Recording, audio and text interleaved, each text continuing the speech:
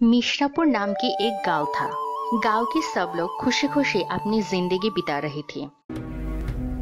अचानक एक दिन उस गांव में अजीब अजीब सब घटनाएं घटना शुरू होता है। उस गांव में रात के 12 बजने के बाद अगर कोई बाहर निकलता तो वो और घर पे नहीं लौटता था, बल्कि बहुत ढूंढने के बावजूद भी वो नहीं मिलते थे।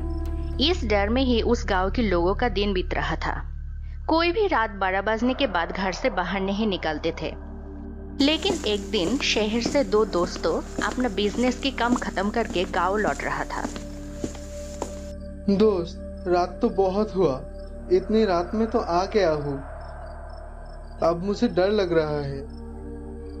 अरे डरने की क्या बात है, चल थोड़ा रुक जा, मैं 1 नंबर करके आता हूँ। हाय रे, जा जल्दी आना। सितारों में भरा हुआ आसमान कितना खूबसूरत लग रहा है। बहुत दिनों के बाद शिकार हाथ लगा है। हाँ दीदी, शिकार तो ताजा ताजा ही लग रहा है, चलो खा लेते हैं। नहीं, पहले बड़ा दीदी खाएगी, इसके बाद छोटी। अच्छा ठीक है। ये बोलकर वो दो डायन उस लड़के के ऊपर हमला करती है। उस तरफ दूर से हरीश ये सब देख रहा था। ये देखकर हरीश बहुत डर जाता है और अगले दिन सुबह वो ये सब बात गांव के सब लोगों को बोल देता है। असल में गांव के लोग गायब नहीं हो रहा था, उन लोगों को उस डायन खा लेती थी।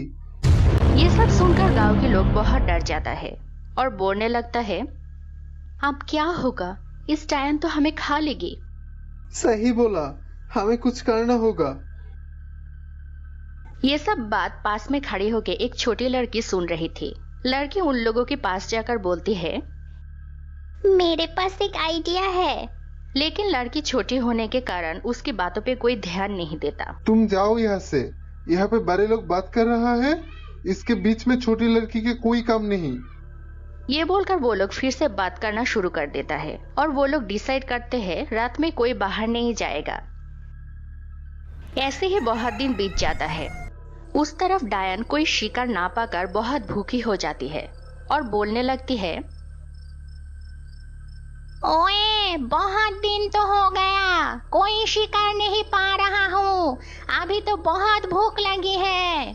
सही बोला दीदी, अब कोई भी रात में घर से बाहर नहीं निकलते।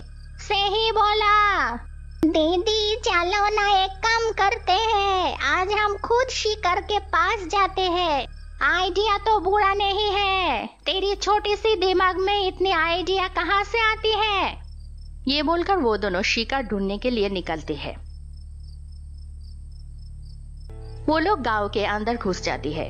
हरीश के घर के बाहर जाकर उसे बुलाती है। जानू, ये जानू, सुनिए।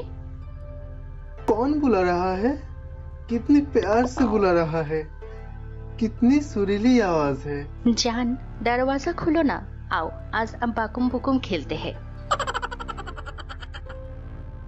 हरीश ये बात सुनकर जल्दी दरवाजा खोल देता है। दरवाजा खोलने के बाद वो चौंक जाते हैं और देखता है उसके सामने 2 डायन खड़ी है। ये देखकर वो बहुत डर जाता है और बोलने लगता है, मुझे छोड़ दो, मैंने कुछ नहीं किया। छोड़ने के लिए तो नहीं आया हूँ, आओ बाकुम बुकुम खेलते हैं। नहीं नहीं, मैं कुछ नहीं खेलूंगा, मुझे छोड़ दीजिए, मैं कभी कुछ नहीं खेलूंगा, मुझे माफ कर दीजिए। कोई माफ नहीं, आज मैं तुझे खाकर ही अपनी भूख मिटाऊंगी। नहीं, तू नहीं, बड़ी दीदी पहले खाएगी। ठीक है दीदी। ये बोलकर डायन हरीश के ऊपर हमला करती है। अगले दिन सुबह पूरी गांव हरीश की खबर जान जाते हैं। ये खबर सुन के गांव के सब लोग डर जाता है।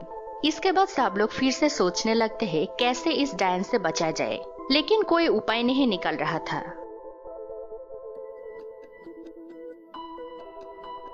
तभी वो छोटी लड़की बोलती है, मेरे पास एक उपाय है डायन के हाथों से बचने की। लेकिन उसके पापा फिर से उसे डांटते हैं। तुझे बोला था ना, बड़े लोगों के बीच में बात न करने के लिए फिर भी बात किया। जा यहाँ से। राकेश, क्या कर रहे हो? उसे बोलने दो, वो क्या बोलना चाहता है। बोलो माँ, तुम बोलो। शुक्रिया दादू, मैं बोल रही थी अगर हम घर की लाइट ऑफ करके कोई आवाज ना करके बैठे रहे और दरवाजा पे लिख दो घर पे कोई नहीं है, तो फिर उस डायन सोचेगी घर पे कोई नहीं है और वो चली जाएगी। क्या फालतू बातें कर रही है? चुप रह तू और जा यहाँ से। तुम चुप रहो, उसका आइडिया कमाल का है। आज से हम यही करेंगे। ये सब मैं नहीं मानता, आपको जो अच्छा लगे वो करिए।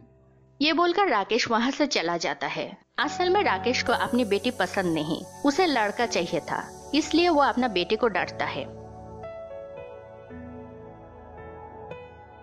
इसके बाद उस रात पे वो दो डायन फिर से आती है। वो लोग पहले एक घर के सामने जाती है और जाकर देखती है दरवाजा पे लिखा है घर पे कोई नहीं है। डायन ये देखकर बोलती है, छोटी, इस घर में तो कोई भी नहीं है, चल दूसरे घर पे जाते हैं। सही बोला। इसके बाद वो लोग राकेश के घर पे जाते हैं क्योंकि उस घर के दरवाजे पे कुछ नहीं लिखा था। डायन दरवाजे के सामने जाकर बोलती है, वो जी सुन रही हो, दरवाजा खोलो, कितनी बरसों से मैं तुम्हारा इंतजार कर रही हूँ। कौन? इतनी अच्छे से बुला रहे हैं मुझे? इतने अच्छे से किसी ने मुझे नहीं बुलाया। मैं अभी आ रहा हूँ जानू। ठीक तभी राकेश की बेटी आकर बोलती है, पापा तुम मत जाओ, ये शायद उस डायन की आवाज है, तुम्हें मार देगी। लेकिन राकेश कोई बात न मानकर बोलता है, तू कुछ मत बोल, जा भाग यहाँ से कालमुखी। ये बोलकर वो दरवाजा खोल देता है और खोलकर देखता है उसके सामने उस डायन खड़ी है। ये देखकर राकेश बहुत डर जाता है और दौड़ के घर के अंदर आ जाता है। उस तरफ राकेश के पीछे पीछे उसकी बेटी भी आती है। छोटी बच्ची को देखकर डायन बोलती है, देखो दीदी, बहुत दिनों के बाद ऐसा छोटी शिकार हाथ लगा है, ये तो बहुत स्वादिष्ट होगी। हाँ छोटी, पहले उसे ही खाऊंगी। दीदी इस बार मैं पहले खाऊंगी। नहीं, बड़ी दीदी पहले खाएगी। नहीं, तुम मुझे नहीं खा सकते। क्यों? तू पत्थर का बना हुआ है क्या? नहीं, गांव के सब लोग जानते हैं कि तुम अपनी छोटी बहन को अपनी झूठा खाना खिलाती हो।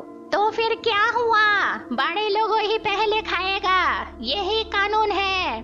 कैसे छोटी बहन हो तुम? आज तक अपनी बड़ी बहन की बात मानकर उसके झूठा खाना खाकर आ रही हो, लेकिन आज तो तुम कुछ बोलो। है दीदी, उसने सही बोला, आज पहले मैं खाऊंगी। क्यों? तू क्यों खाएगी? हर टाइम तो मैं पहले खाती हूँ, आज भी मैं पहले खाऊंगी। इतने दिन तो बड़े बड़े लोग आया था, इसलिए बड़ा दीदी ने पहले खाई थी, लेकिन आज तो मैं छोटी बच्ची हूँ, इसलिए छोटी दीदी पहले खाएगी। हाँ दीदी, उसने सही बोला। तू बड़ी दीदी की बात न मानकर एक छोटी बच्ची की बात मान रही है। बच्ची ने तो सही बोली है, और कितना तुम्हारा छोटा खाऊंगी। तो फिर क्या मैं तेरी झूठी खाऊंगी?